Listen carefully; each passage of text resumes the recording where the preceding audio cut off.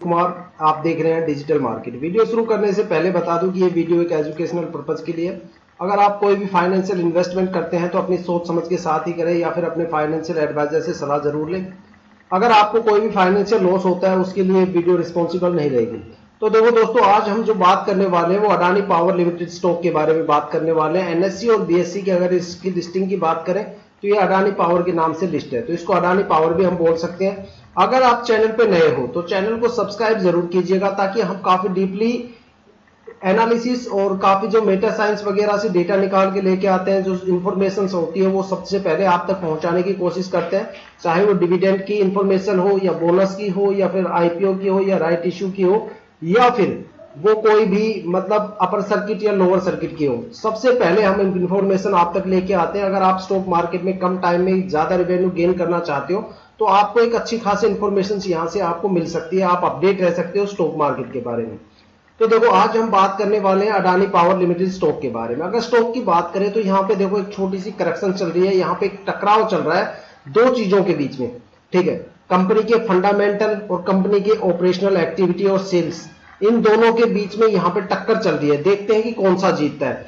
Fundamental यहाँ पे company के स्टॉक को जिताते हैं या फिर कंपनी के जो सेल्स या ऑपरेशंस है वो इस स्टॉक को जिताते हैं। तो यहाँ पे जो दो फैक्टर हैं जिनके बीच में जबरदस्त टकराव चल रहा है, इनके बारे में मैं आपको बताता हूं।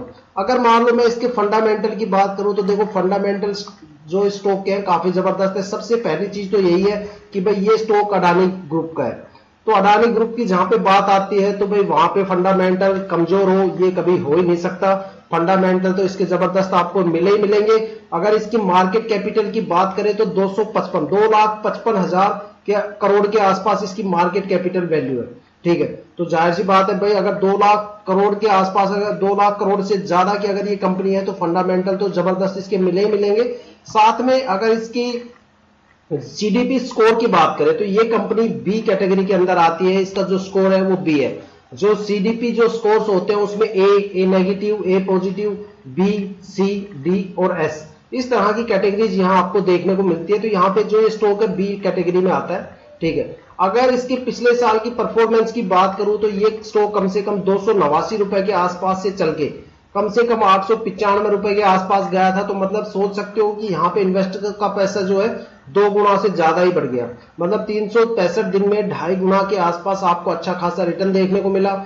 कल भी स्टॉक के अंदर जबरदस्त आपको ग्रोथ देखने को मिली। आज भी कम से कम स्टॉक में 4 रुपए 80 पैसे के आसपास ग्रोथ देखने को मिल रही है।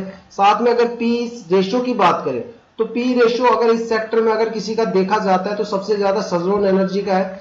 ठीक है, उसके बाद अगर पी रेशियो आता है तो टाटा पावर का आता है और उसके बाद अडानी पावर का आता है। तो यहाँ पे जो पी रेशियो है वो 16.15 के आसपास है। पी रेशियो में थोड़ी सी यहाँ पे कमी है फंडामेंटल में, बाकी फंडामेंटल जबरदस्त है। अगर इसके क्वार्टरली रिजल्ट की बात करें तो रिजल्ट के बारे में देखो जून 2024 में क्या निकल के आता है। अगर रिवेन्यू की बात करें तो यहाँ पे रिवेन्यू 14,000 करोड़ के आसपास था जून 2024 में, जहां पे 35% की आपको ग्रोथ देखने को मिलती है। नेट इनकम की बात करें तो यहाँ पे 3,000 करोड़ के आसपास है।